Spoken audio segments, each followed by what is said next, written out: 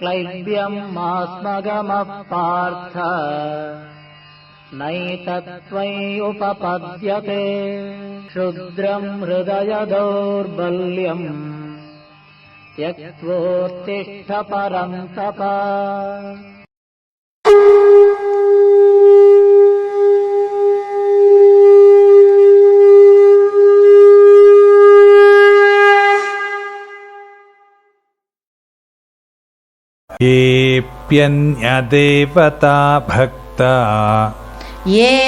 येऽप्यन्यदेवता भक्ता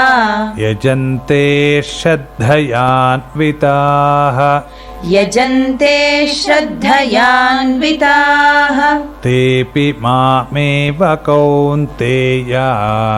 तेऽपि मामेव कौन्तेय यजन्त्यविधिपूर्वकम् येऽप्यन्यदेवता भक्ता यजन्ते श्रद्धयान्विताः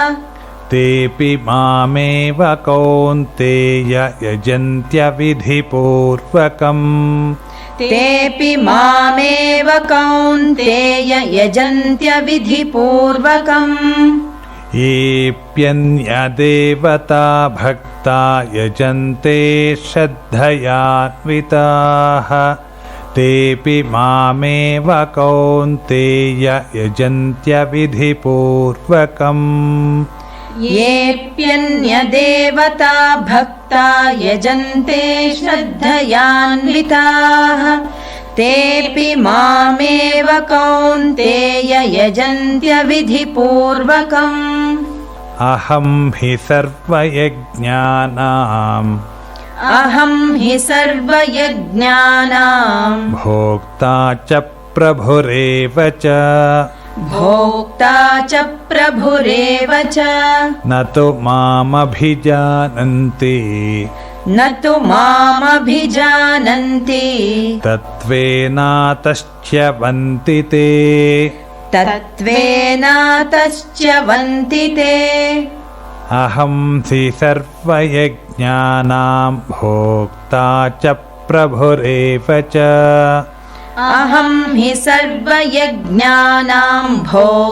च प्रभुरेव च न तु मामभिजानन्ति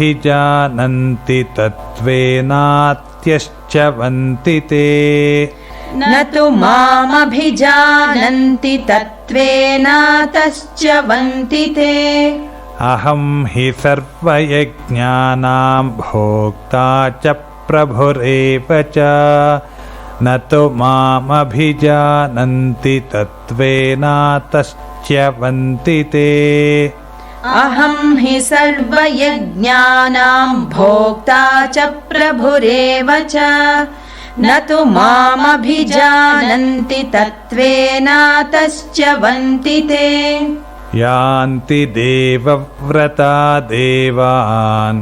यान्ति देवव्रता देवान् पितॄन् यान्ति पितृव्रताः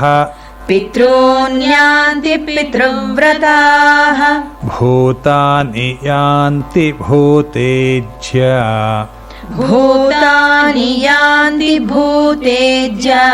यान्ति मद्याजिनोऽपि माम् यान्ति देवव्रता देवान् पितॄन्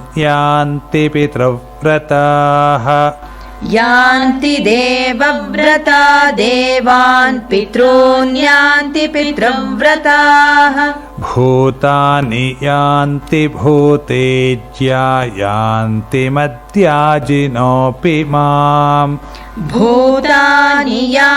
भूतेज्या यान्ति मद्याजिनोऽपि माम् यान्ति देवव्रता देवान् पितॄन् यान्ति पितृव्रताः भूतानि यान्ति भूतेज्या यान्ति मद्याजिनोऽपि माम् यान्ति देवव्रता देवान् पितॄन् यान्ति पितृव्रताः भूतानि यान्ति भूतेज्या यान्ति मद्याजिनोऽपि माम् पत्रं पुष्पं फलन्तोऽयम् पत्रं पुष्पं फलन्तोऽयम् यो मे भक्त्या प्रयच्छति यो मे भक्त्या प्रयच्छति तदहं भक्त्युपहृतम् अश्नामि प्रयतात्मनः अश्नामि प्रयतात्मनः पत्रं पुष्पं फलन्तोऽयं यो मे भक्त्या प्रयच्छति पत्रं पुष्पं फलन्तोऽयं यो मे भक्त्या प्रयच्छति तदहं भक्त्युपहृतमश्नामि प्रयतात्मनः तदहं भक्त्युपहृतम् अश्नामि प्रयतात्मनः पत्रं पुष्पं फलन्तोऽयं यो मे भक्त्या प्रयच्छति तदहं भक्त्युपहृतमश्नामि प्रयतात्मनः पत्रं पुष्पं फलन्तोऽयं यो मे भक्त्या प्रयच्छति तदहं भक्त्युपहृतम् अश्नामि प्रयतात्मनः यत्करोषि यदश्नासि यत्करोषि यदश्नासि यज्जुहोषि ददासि यत् यज्जुहोषि ददासि यत् यत्तपस्यसि कौन्तेय यत्तपस्यसि कौन्तेय तत्कुरुष्व मदर्पणम् तत्कुरुष्व मदर्पणम् यत्करोषि यदश्नासि यज्जुहोषि ददासि यत् यत्करोषि यदश्नासि यज्जुहोषि ददासि यत् यत्तपस्यसि कौन्तेय तत्कुरुष्व मदर्पणम् यत्तपस्यसि कौन्तेय तत्कुरुष्व मदर्पणम् यत्करोषि यदश्नासि यज्जुहोषि ददासि यत् यत्तपस्यसि कौन्तेय तत्कुरुष्व मदर्पणम् यत्करोषि यदश्नासि यज्जुहोषि ददासि यत् यत्तपस्यसि कौन्तेय तत्कुरुष्व मदर्पणम् शुभाशुभफलैरेवम् शुभाशुभफलैरेवम् मोक्षसे कर्मबन्धनैः मोक्ष्यसे कर्मबन्धनैः सन्न्यासयोगयुक्तात्मा सन्न्यासयोगयुक्तात्मा विमुक्तो मामुपैष्यसि विमुक्तो मामुपैष्यसि शुभाशुभफलैरेवं मोक्षसे कर्मबन्धनैः शुभाशुभफलैरेवं मोक्ष्यसे कर्मबन्धनैः सन्न्यासयोगयुक्तात्मा विमुक्तो मामुपैष्यसि सन्न्यासयोगयुक्तात्मा विमुक्तो मामुपैष्यसि शुभाशुभफलैरेवं मोक्षसे कर्मबन्धनैः सन्न्यासयोगयुक्तात्मा विमुक्तो मामुपैष्यसि शुभाशुभफलैरेवं मोक्ष्यसे कर्मबन्धनैः सन्न्यासयोगयुक्तात्मा विमुक्तो मामुपैष्यसि समोऽहं सर्वभूतेषु समोऽहं सर्वभूतेषु न मे द्वेष्योऽस्ति न प्रियः न मे द्वेष्योऽस्ति न प्रियः ये भजन्ति तु मां भक्त्या ये भजन्ति तु मां भक्त्या मयि ते तेषु चाप्यहम् मयि ते तेषु चाप्यहम् समोऽहं सर्वभूतेषु न मे द्वेष्योऽस्ति न प्रियः समोऽहं सर्वभूतेषु न मे द्वेष्योऽस्ति न प्रियः ये भजन्ति तु मां भक्त्या मयि ते तेषु चाप्यहम् ये भजन्ति तु मां भक्त्या मयि ते तेषु चाप्यहम् समोऽहं सर्वभूतेषु न मे द्वेष्योऽस्ति न प्रियः ये भजन्ति तु मां भक्त्या मयि ते तेषु चाप्यहम् समोऽहं सर्वभूतेषु न मे द्वेष्योऽस्ति न प्रियः ये भजन्ति तु मां भक्त्या मयि ते तेषु चाप्यहम् अपि चेत्सु दुराचारो भजते मामनन्यभाक् भजते मामनन्यभाक् साधुरेव समन्तव्यः साधुरेव समन्तव्यः सम्यग्व्यवसितो हि सः सम्यग्व्यवसितो हि सः अपि चेत्सु दुराचारो भजते मामनन्यभाक् अपि चेत्सु दुराचारो भजते मामनन्यभाक् साधुरेव समन्तव्यः सम्यग्व्यवसितो हि सः साधुरेव समन्तव्यः सम्यग्व्यवसितो हि सः अपि चेत्सु दुराचारो भजते मामनन्यभाक् साधुरेव समन्तव्यः सम्यग्व्यवसितो हि सः अपि चेत्सु दुराचारो भजते मामनन्यभाक् साधुरेव समन्तव्यः सम्यग्व्यवसितो हि सः क्षिप्रं भवति धर्मात्मा क्षिप्रं भवति धर्मात्मा शश्वच्छान्तिं निगच्छति शश्वच्छान्तिं निगच्छति कौन्तेय प्रतिजानीहि कौन्तेय प्रतिजानीहि न मे भक्तः प्रणश्यति न मे भक्तः प्रणश्यति क्षिप्रं भवति धर्मात्मा शश्वच्छान्तिं निगच्छति क्षिप्रं भवति धर्मात्मा शश्वच्छान्तिं निगच्छति कौन्तेय प्रतिजानीहि न मे भक्तः प्रणश्यति कौन्तेय प्रतिजानीहि न मे भक्तः प्रणश्यति क्षिप्रं भवति धर्मात्मा शश्वच्छान्तिं निगच्छति कौन्तेय प्रतिजानीहि न मे भक्तः प्रणश्यति क्षिप्रं भवति धर्मात्मा शश्वच्छान्तिं निगच्छति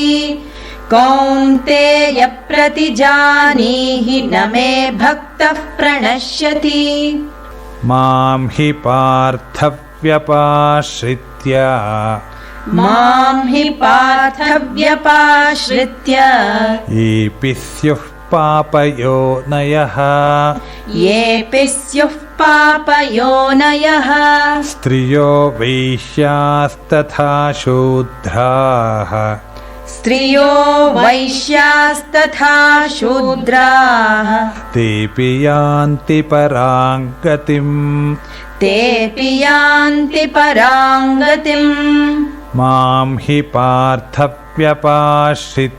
येऽपि स्युः पापयोनयः मां हि पार्थव्यपाश्रित्य येऽपि स्युः पापयोनयः स्त्रियो वैश्यास्तथा शूद्रास्तेऽपि यान्ति पराङ्गतिम् स्त्रियो वैश्यास्तथा शूद्रास्तेऽपि यान्ति पराङ्गतिम् मां हि पार्थव्यपाश्रित्य येऽपि स्युः पापयोनयः स्त्रियो वैश्यास्तथा शूद्रास्तेऽपि यान्ति पराङ्गतिम् मां हि पार्थव्यपाश्रित्य येऽपि स्युः पापयोनयः स्त्रियो वैश्यास्तथा शूद्रास्तेऽपि यान्ति पराङ्गतिम् किं पुनर्ब्राह्मणाः पुण्याः किं पुनर्ब्राह्मणाः पुण्याः भक्ता राजर्षयस्तथा भक्ता राजर्षयस्तथा अनित्यमसुखल्लोकम् अनित्यमसुखल्लोकम् इमं प्राप्य भजस्व माम् इमं प्राप्य भजस्व माम् किं पुनर्ब्राह्मणाः पुण्याः भक्ता राजर्षयस्तथा किं पुनर्ब्राह्मणाः पुण्याः भक्ता राजर्षयस्तथा अनित्यमसुखल्लोकमिमं प्राप्य भजस्व माम् अनित्यमसुखल्लोकमिमं प्राप्य भजस्व माम् किं पुनर्ब्राह्मणाः पुण्याः भक्ता राजर्षयस्तथा अनित्यमसुखल्लोकमिमं प्राप्य भजस्व माम् किं पुनर्ब्राह्मणाः पुण्याः भक्ता राजर्षयस्तथा अनित्यमसुखल्लोकमिमं प्राप्य भजस्व माम् मन्मना भव मद्भक्तो मन्मना भव मद्भक्तो मद्याजी मां नमस्कुरु मद्याजी मां नमस्कुरु मामे वैष्यसि युक्त्वैवम् मामे वैष्यसि युक्त्वैवम् आत्मानं मत्परायणः आत्मानं मत्परायणः मन्मना भव मद्भक्तो मद्याजी मां नमस्कुरु मन्मना भव मद्भक्तो मद्याजी मां नमस्कुरु मामे वैष्यसि युक्त्वैवमात्मानं मत्परायणः मामे वैष्यसि युक्त्वैवम् आत्मानं मत्परायणः मन्मना भव मद्भक्तो मद्याजी मां नमस्कुरु मामे वैष्यसि युक्त्वैवमात्मानं मत्परायणः मन्मना भव मद्भक्तो मद्याजी मां नमस्कुरु मामे वैष्यसि युक्त्वैवमात्मानं मत्परायणः ॐ तत्सदिति श्रीमद्भगवद्गीतासूपनिषत्सु ॐ तत्सदिति श्रीमद्भगवद्गीतासूपनिषत्सु ब्रह्मविद्यायां योगशास्त्रे श्रीकृष्णार्जुनसंवादे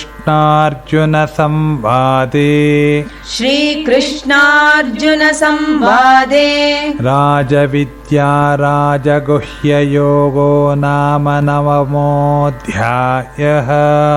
राजविद्या राजगुह्ययोगो नाम नवमोऽध्यायः